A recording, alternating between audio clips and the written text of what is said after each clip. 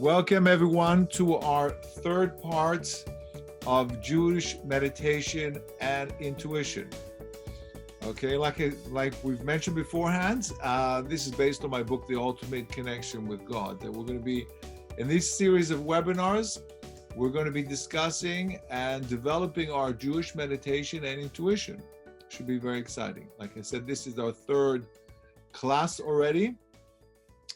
And in this third class, we're specifically looking at how to enter the spiritual world. So it's going to be a very exciting class of how to enter the spiritual worlds. So let's just jump into this. And if again you have any questions, then just put them in the comments, and then we'll review the questions at the end. So please hold your questions so we finish the class, and then we can have the questions. And then we'll have, at the end, hopefully we'll have time for a practical exercise of meditation of what we learned today's class. Okay? Sounds okay? Good. So let's get started here. So today we will be discussing one of the oldest and most powerful Jewish meditations found in ancient Kabbalistic writings. One such method is based on reaching the level of nothingness. Now, there are many different Kabbalistic meditations mentioned in different Svarim, but we're going to focus particularly on one of the most powerful one called nothingness, or in Hebrew it's called ayin, as we'll develop as we go along. This meditation on nothingness opened the door to prophecy. Like I said, it's one of the most powerful and one of the most original meditations we find in scriptures. It can also be used to get in touch with your inner self. Now, in order for us to connect to this spiritual level called nothingness, we must first get clear what is the us that will be connecting. Now, I really need your full attention because this is going to be a little bit deep. And as we go into, we're going to get a little bit more and more deep. So it might be a little bit complicated, but we'll see how it goes. If you have any questions, again, post your questions in the comments. So again, we have to look at who are we to start connecting to this particular space, what we call nothingness. This, of course, raises the question, what is the nature of the self? Normally, when a person thinks of himself, the first thing he thinks of is his body. It is almost a reflective action when you ask a person that a person points to himself will inevitably point to his chest. When you ask a person, who are you? Say, person points, I'm me. Well, so a person sort of indicating that, who am I? I'm me, my body. Well, perhaps if he is more perceptive, he will be pointing to his head, the seat of his brain, seeing to the mind as being more a representative of the self than the body, because the mind really powers the body. The Kabbalists point out something very interesting, and it's well known, that the body is not the self. Since I can speak of my body as like a third person, I have a body, the body cannot be me. The body is mine, I use my body, but I'm not my body. Something associated with me, but the ultimate me is something much more profound than the body. Using the same argument, I can also speak of my mind. Indeed, I speak of my mind just as I speak of my body. This would imply that just as the body is not the real me, the mind is also not the real me. So again, the question is, so what am I? I'm not the body, I'm not the mind, so what can I possibly be? Carrying the argument a step further, I can even speak of my soul. Can I say that I'm my soul? A lot of people would say, yes, I am the soul. I am my soul. Well, that's not completely true. This would imply that even the soul is not the real me, because I can speak of my soul. That means I'm not my soul. Now, one proof which I I always tell over, it's very interesting proof, is a prayer we say every morning.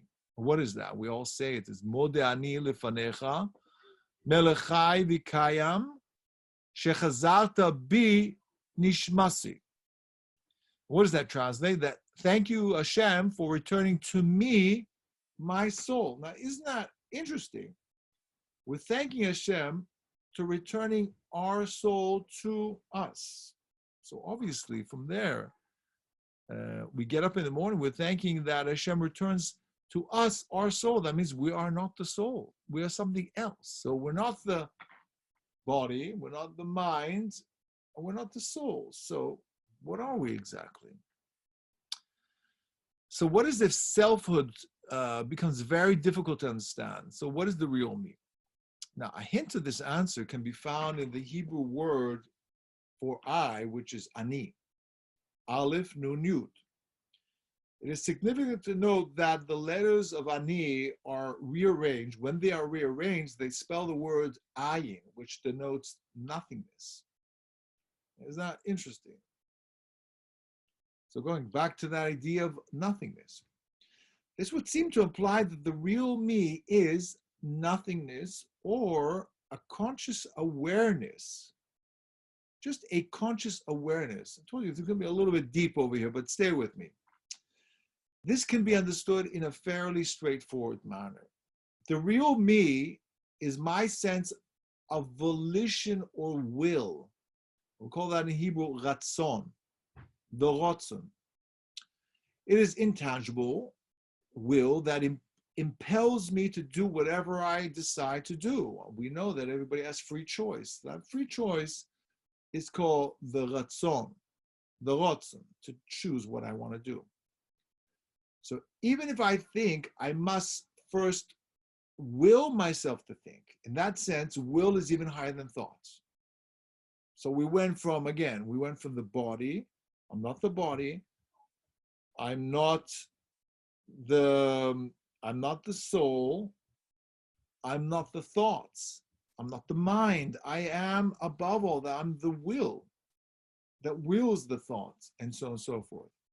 As well, it's impossible for me to imagine the source of my will. If I try to imagine that with my little mind, I can't really understand that. What is that? I am the will. There's no category in my conscious mind into which it can fit. So when I try to imagine the source of my will, the real me, all I can depict is nothingness. Does everybody follow me? Just raise up your virtual hand if you following me, if you want me to repeat this. Right, Solomon, you follow me? Fran? I don't have you on my screen, actually. Oh, good. All right, good. Debbie, you all right with me? Chaim, good. Fire tablets. I can't, she must be on the phone, maybe. Okay, fine. So let's move on. I'm happy that everybody's following me. So again, this can also be understood in a deeper manner. If we just take it a step further, if the most basic ingredient of self is will, then this must also be connected to the divine will. Because we know in the spiritual world, like for like connects. So in this sense, a person's will comes from the spark of the divine will. That means I'm part of the divine will, the divine ratzon, because all we know, as we learn all the Kabbalah that we can learn, we see is the ratzon, Hashem's will to create the world. That's all we see. We don't see who he is. We don't see what it is that's created all this. All we see that there's a will to create. That's as much as we can fathom. And we are part of that will. We are a continuation of that will. Now again, the problem with all this is that we disguise ourselves with a lot of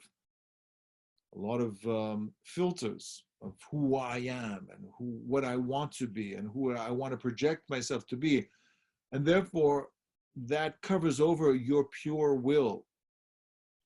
So by you disguising your will with other character traits that are not really you, that sort of diminishes the power of your will. And if you're in a powerless mode, you're not able to connect, because those filters that come around you that you've placed over yourself are going to limit yourself to your connection back to that ultimate will, which is Hashem, the divine will, if that makes sense. Therefore, when a person visualizes, or as much as he can, that nothingness, he is to some degree in touch with the actual divine superpower. This can be understood on the basic Kabbalistic teaching that the highest spiritual levels can be understood only in terms of ayin, nothingness. Now, I hope this is making sense, because even though we say nothingness, you say, well, Rabbi, what am I supposed to grab onto? How do I meditate on nothingness? That's because that's your brain speaking. When your brain speaks, it needs to chew on a thought, on an idea. You can't just sit in a room with somebody and just stare at them. You'll get very anxious, especially with the person you don't know. Your mind starts wandering, start making up small talk. That's because that's your mind reacting. Your mind is an information-based software that needs something to make it work. That's the gas that runs the car. So without that mental chatter, the mind doesn't know what to do with itself. Well, that's the mind's problem. Where we're coming from is a space of where we want to learn how to meditate. We want to learn how to connect to higher sources, have mystical experiences.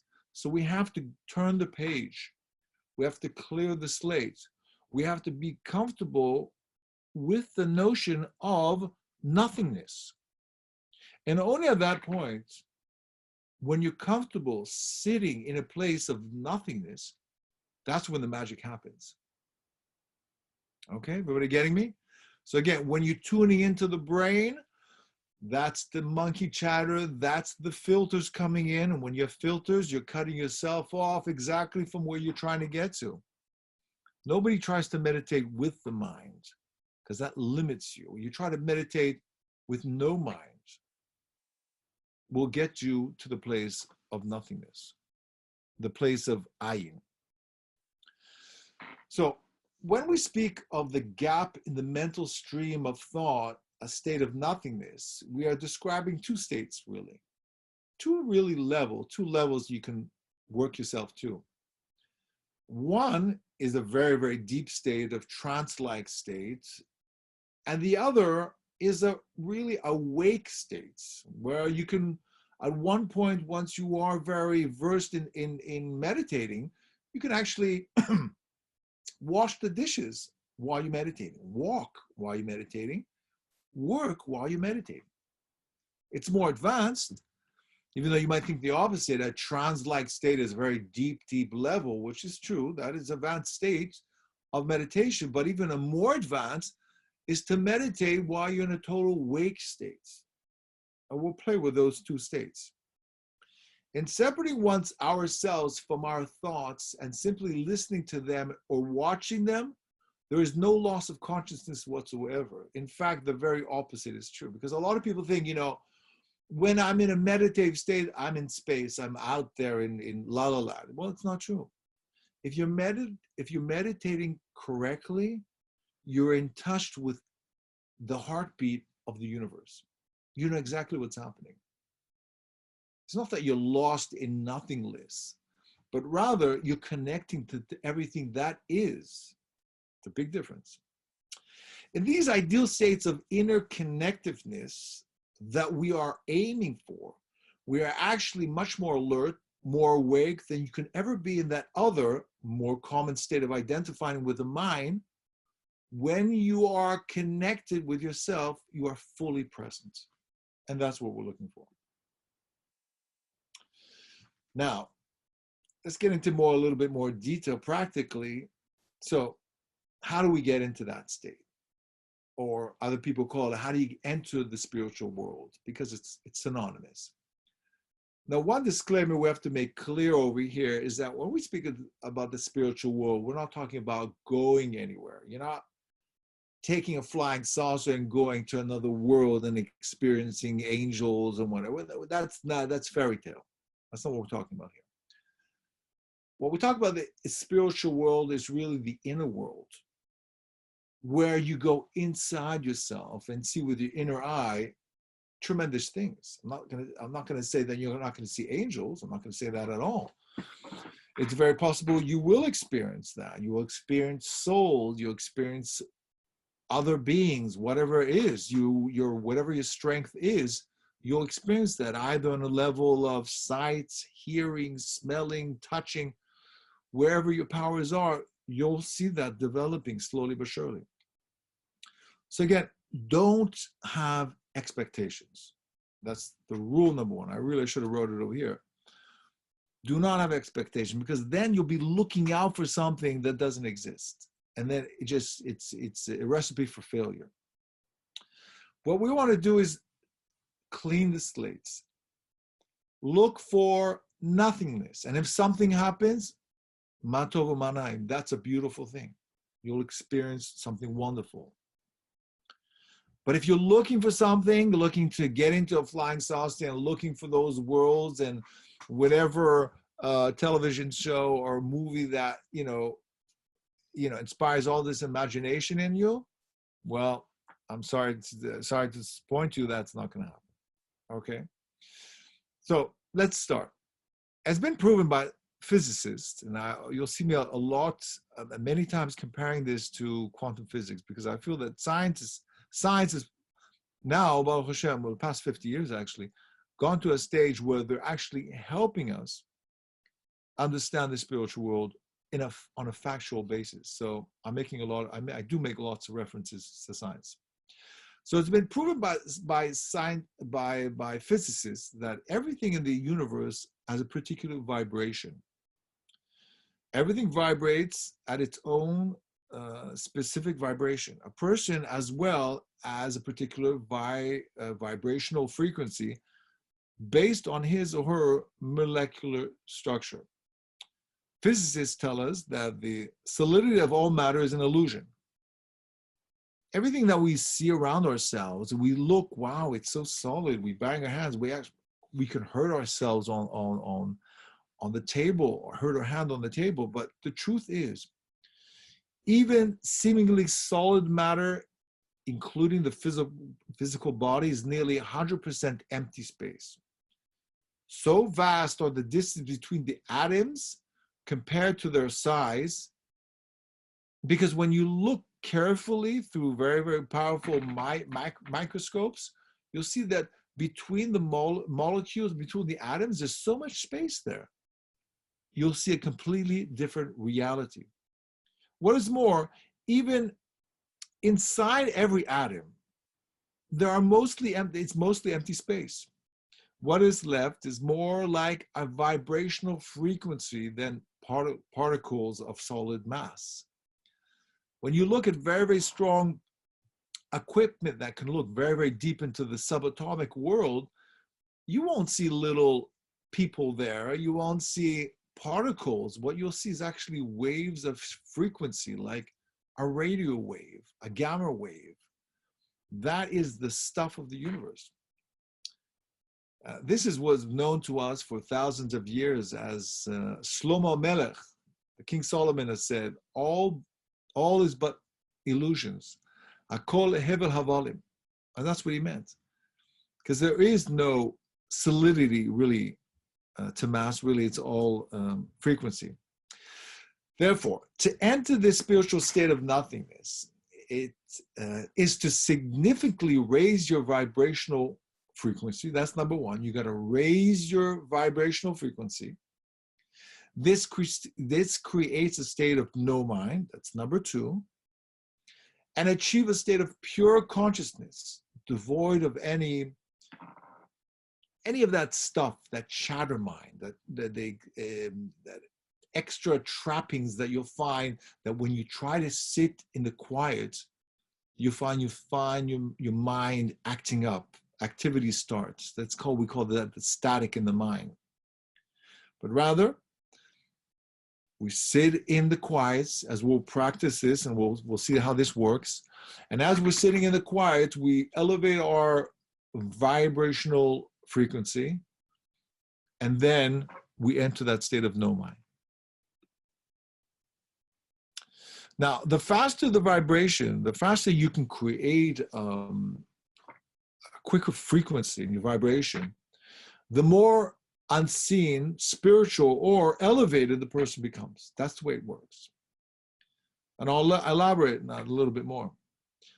Now, happy and joyful thoughts is one of the fastest way to kickstart this process, as will be explained. Because when you're happy, what happens?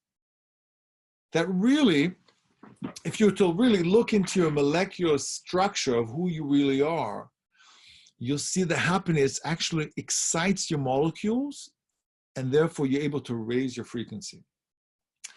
In that state, you feel your own presence with much more intensity and such joy that all thinking, all emotion, even your body, your physical body, and the fact of the entire external world becomes relatively insignificant in comparison to what you are experiencing. Everybody has felt this. For example, you've heard some ecstatic news, made you so happy. You're planning to get married or whatever the situation is. You're so happy, or you won $1 trillion. All of a sudden, everything else around your life disappears. All your problems disappear. You know, you could have health problems, you can have all different types of problems, but all of a sudden, poof, at that moment, you're in seventh heaven. You get it? Everybody's experienced that. You just feel your head's in the cloud. We even have that expression, your head's in the cloud. Well, that's what we're looking for. We're looking to experience that elevation, but that's only part of it. Right? We're looking for that elevation. So that's the kickstart that we're looking for.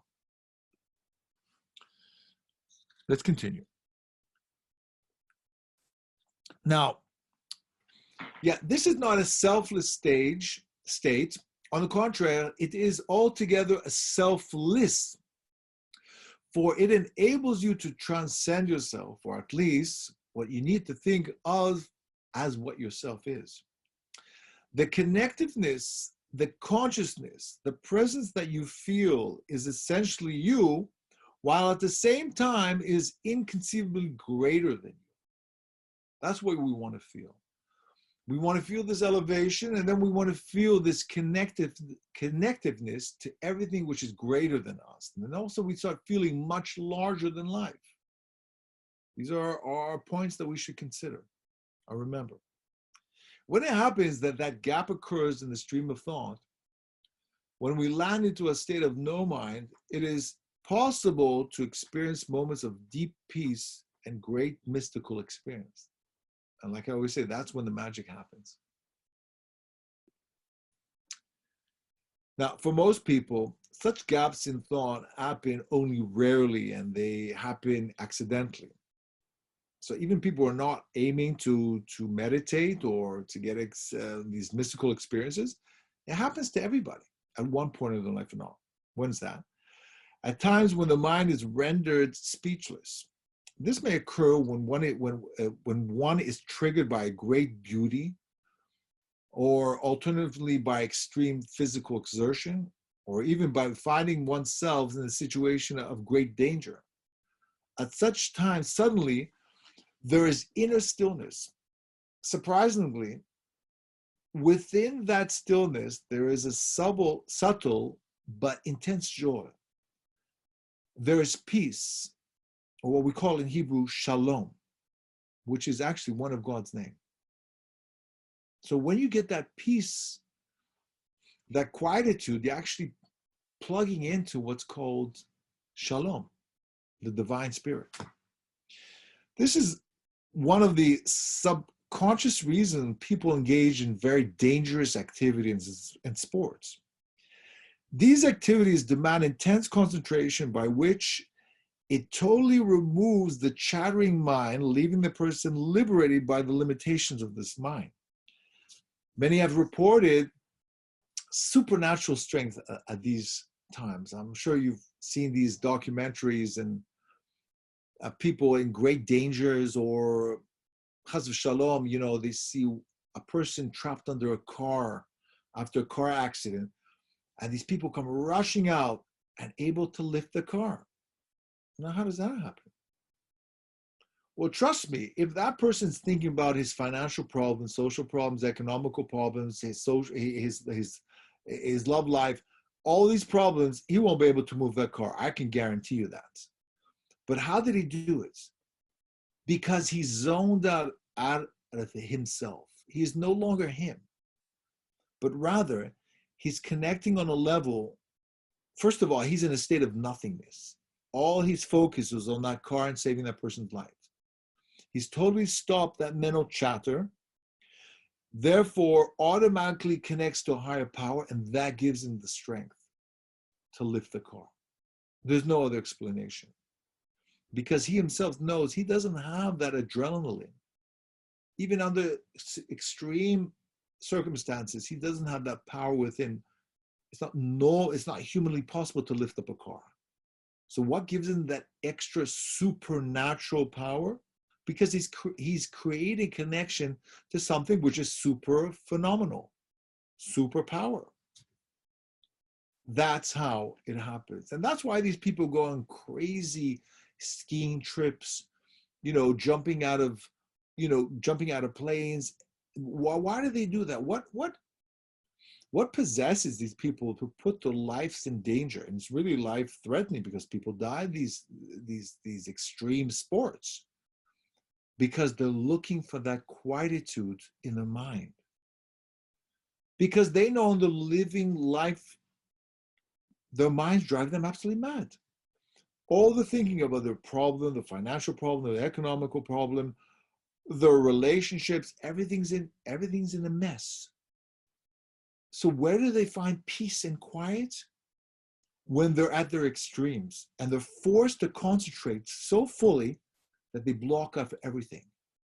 And that's when they really express themselves and experience total joy, when they're in that peace and quiet.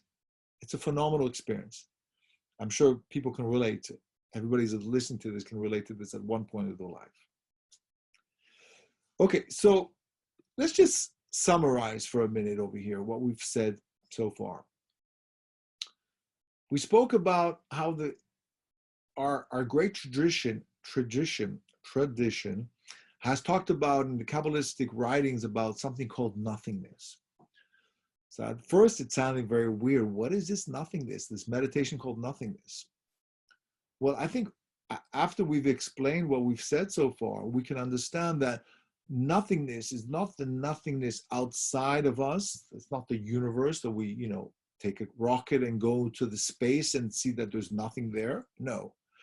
But rather it's the nothingness that we create by dismantling our minds, basically. And that creates a space, a gap in our minds. Once you're successful at that, you are automatically admitted to a space called that nothingness. Once you get to that space of nothingness, and how do you do that, by the way? We said by elevating that power within you, that you're already a vibrational frequency. You elevate by speeding up that vibrational frequency that gives you that lift, that kickoff that we spoke about, which is throwing you into that space of nothingness. Then we wait. That will be stage one. So we'll stop it at there. Now, what we're going to do now, we're going to do a short meditation exercise and based on what we learned today. So we'll see how well you exercise what you've learned so far. Is everybody up to this? Okay, I see a few nods, a few hands up. Okay, good. So let's do it. So you don't have to close your eyes, but I feel that it's very, very important to close your eyes because what happens at that point, the eyes will just add to the distraction by looking around, seeing other people, and so on and so forth. So what I want you to do is close your eyes. And what we want to do is to concentrate on your breathing. And the reason why we concentrate on our breathing is because that just simply moves your consciousness from whatever is happening in your mind to something else, which is neutral. And once you're in a neutral place, that's much easy to tame those wild thoughts. Okay, wild thoughts, I'm not talking about something crazy in your mind, but rather thinking about the meditation, thinking whether you're going to be successful, thinking about, oh, I got an appointment soon, or why is he talking so much, or any other thought that comes in your mind. I'm not talking about wild thoughts, I'm talking about just the daily normal thoughts that come into your mind. By moving your concentration to the breath, which is in Hebrew nishama, nishima, which is the root of nishama. By concentrating on the nishima, which is nishama, you're concentrating your thoughts inwards to your inner soul. That's what it's all about. So let's do that. So let's start with a big deep breath. All the way in, and then all the way out. And then another one, and try to keep it for a few seconds if you can, not too long. We don't want to stress yourself out. And then you give it out. You take a deep breath in, keep it in for a few seconds, and then let it go. And as you let it go, just allow all the frustrations, all the agonies, or any pain that you have, just let it go with that breath. The exhale. So you inhale positivity and exhale negativity. And just do that. Try to allow yourself, without fighting with your thoughts, just to purely concentrate on the breath. I'll let you do that for a few minutes.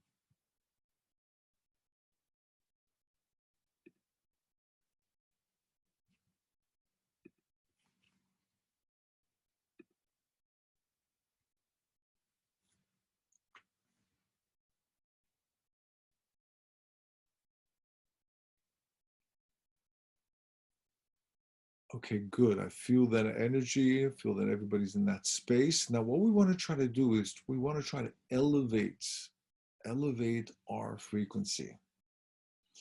So I just want you to look inside of yourself. And as you look inside of yourself, you see a bright light.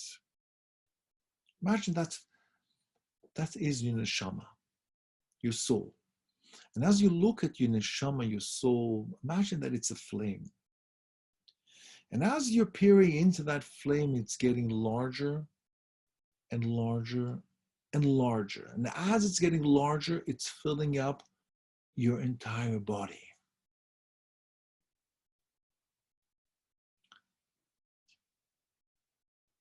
It's a friendly flame and it's warming up your soul.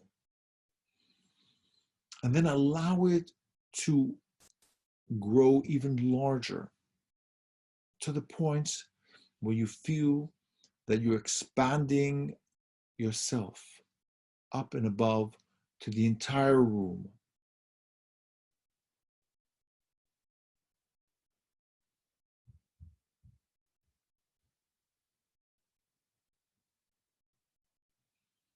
Now, at this point, you're feeling yourself very tight in your room because you're feeling the entire room. So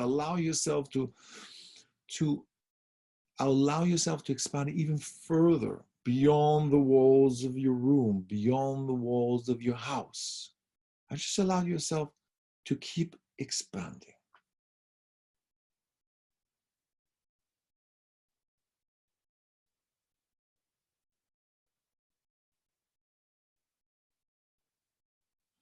If any thoughts come into your mind, just go back to the breath. Take 1 or 2 deep breaths and exhale those thoughts.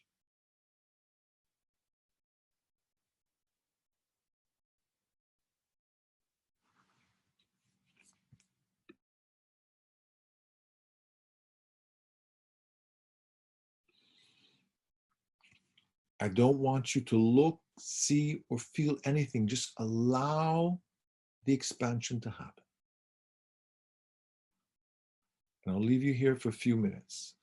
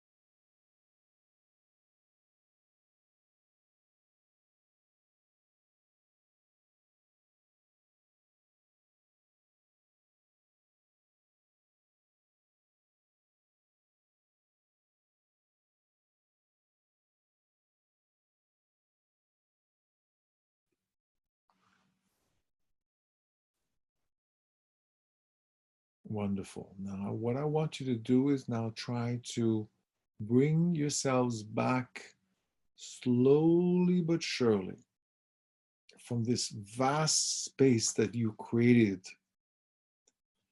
Try to feel yourself coming back, reducing your size back into your homes, slowly back into your room.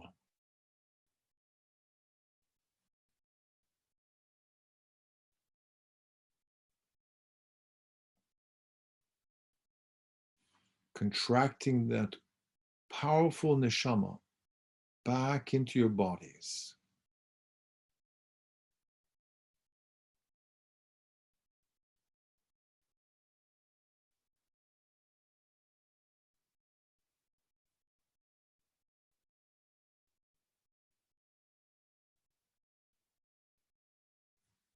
Wonderful. And when you're ready, open your eyes,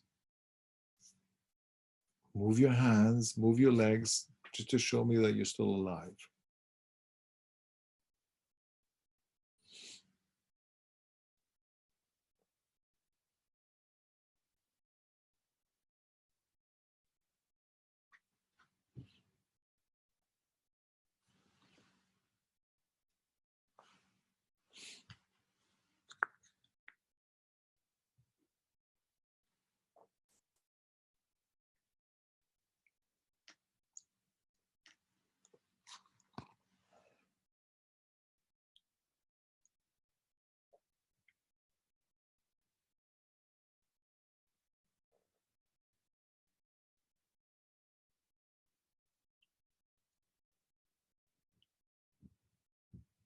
When you feel it's time, just start moving your fingers, moving your toes.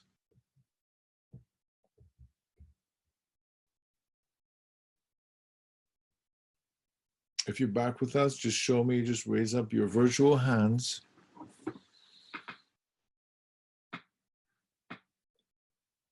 Okay, Chaim. Okay, Debbie. Okay, Solomon.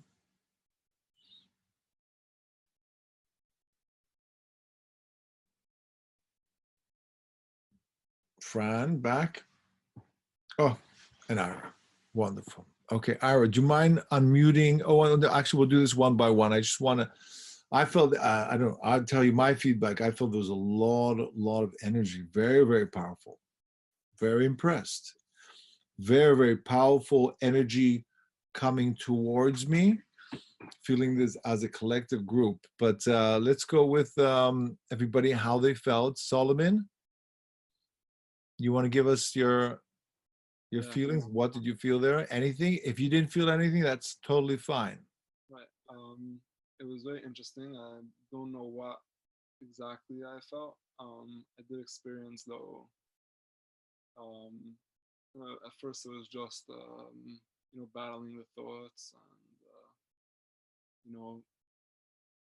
I was trying to focus on inner light, fire.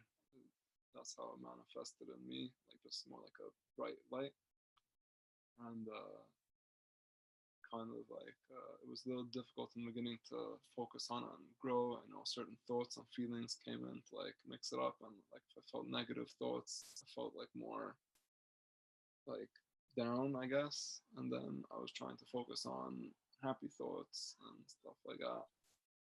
And, okay, wonderful. That is a success story, because when you're first doing this, and even if you're doing for a long time, the battle is always, as we said, the first class, to break through those 4 levels. Remember the 4 levels, right? Yeah, the storm and the wind and the fire, and then only there, called the Mamadaka, then you get to experience that nothingness, that sweet voice, that nevuah, the Ruach HaKodesh will come to you only when you break through that, all those levels of distraction. So it's very normal. You have negative thoughts, positive thoughts. Oh, you're feeling uncomfortable. You're feeling something scratching in your face. These are all thoughts that after a while you'll be able to control, but that's good. Okay, Fran, you want to tell us how you felt? Yes. I felt very, very calm and relaxed, and I didn't want to come out.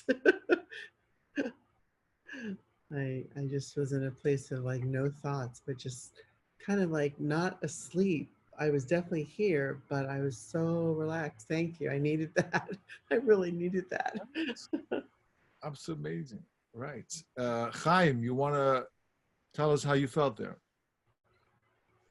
Hi, how are you? I'm doing fine. Thanks. Nice to see you. I've done it in the past with you, so I knew better what we're doing. So yeah, it was very geschmack. A little bit Good. shorter You than feel what a lot we of used thoughts to do it a coming. little bit longer. You hear me?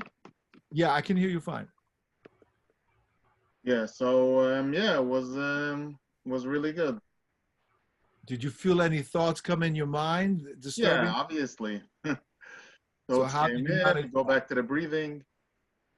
Good. In the middle, you see like sometimes funny things, but nothing. I don't make any big issues out of it.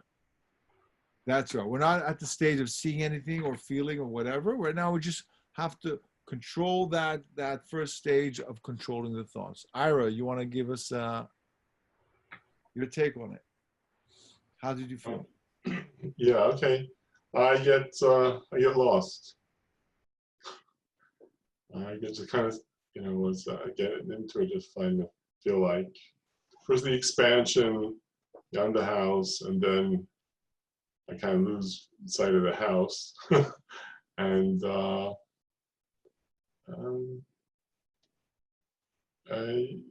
kind of drift off. Mm. I'm afraid I'll fall asleep actually, but I didn't fall asleep. And I really want to spend more time there. When you say to come back, it's, oh, come on, don't bother me with that. Okay, well, that's a good sign. Because it's definitely a better place than this world, to be honest. It's a place of It's Gan Eden, basically. But we have to be in charge over here. You can't just let yourself flow and drift and Yeah. because Why not? why not? Because I'll tell you the difference between meditation and dreaming Yeah. is that dreaming we have absolutely no control. Dreaming we're just taken away with our thoughts, imagination, or whatever is happening to us. We have absolutely no control whatsoever. That's not what we're trying to achieve over here. We want a controlled state of being where I'm the directive here. I'm the conductor over here. I'm gonna say what I want, where I want to reach it at one point. But if you just lose the reins and you're just flying everywhere and nowhere, then there's no real, No directive. direction. That's for sure. That's important. So, Debbie, you want to tell us how you felt there? Is Debbie with us? Okay, I was muted. I was definitely in a very meditative state, and it felt really relaxing, and kind of like even felt like a higher vibration. Good. Excellent. Fire tablets. Hi. I was trying to fight my. Now, can I just ask you for your name? Do you mind? Oh, sorry, Sarah. Sarah. Oh, hi, Sarah. Hi. I was just trying to fight my thoughts, and every time I had different thoughts coming in, I was trying to do the breathing exercises, and but for the most part, I felt a little anxious. Like I just wanted to come out of it already because like I'm just like a very anxious person, so it's hard for me to relax and just sit still, do nothing, because a lot of things start going through my head, and I have to do this and I have to do that. So it was a little bit of a challenging time for me. Okay, good. Well, thank you for your honesty. But remember, that's the mind, which is not you, trying to make you anxious. Mm-hmm. You see what I'm saying? So, if you get anything from these classes, is to know how to control the mind, not let the mind control you. Because you'll just live a life of anxiety and feeling that you have to do so many things and feeling overwhelmed with life and so on and so forth. Which I guess it's only a matter of practice that will help me to take control of my mind. practice and also awareness. Awareness. Yeah. Awareness that every time you feel anxious, saying, why am I feeling anxious? Is because I should be feeling anxious or because I'm being made to be felt anxious? There's a big difference. Mm-hmm.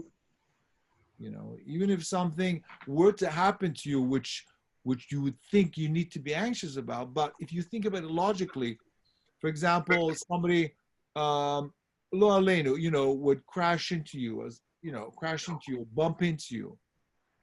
So first thing is, you get anxious, get angry. Well, think about it logically. Does it help? Does it help the situation to become anxious? No. Does it help to be stressful? No. Does it help to be angry? No. So why do we do it? It's just the mind creating that situation for us, because that's the base. That's the state of normal for us, is to fall back to our base needs to act like this. Right. Our job is to realize that it's not me that's doing it. It's something else which is forcing me to become anxious. Once you get that clear in your mind, then your life is wonderful. I just want to expand a little on my experience. That in the beginning I was saying it was a little difficult, harnessing or checking into that energy, that light. But once I did, I was saying focus on growing and growing a bit, and I did, and eventually I was able to expand a little, like out of the house, not too much, but whatever. But I felt this very powerful energy, I would say, and it was a little scary, I would call it, like just like a little surge of, felt like if you have a strong fire and you're trying to blow it out and it just goes, that's Good. That's great. Listen, every new experience is, you're gonna have some resistance over there. What is this? What's going on? You Right. lose the balance, a bit of fright over there, but that's totally normal. Don't worry about that. Okay. It's this what we're doing is totally safe, and there's nothing bad that can happen to anybody here. Okay. Thank you. Okay. So, anyways, we'll end it here. What we've done so far is stage number 1 in this practice. Okay, we still got a long way to go, but we're gonna move, quite quick in this progress, and hopefully we'll get to a point where you're able to really connect on a very, very high basis to the spiritual world, to souls, to other people, without having to use verbal expressions whatsoever, because we'll show how that works exactly. So I hope everybody's excited. I'm very excited, and to see how it's going. So wishing you all the best, and we'll see you next week.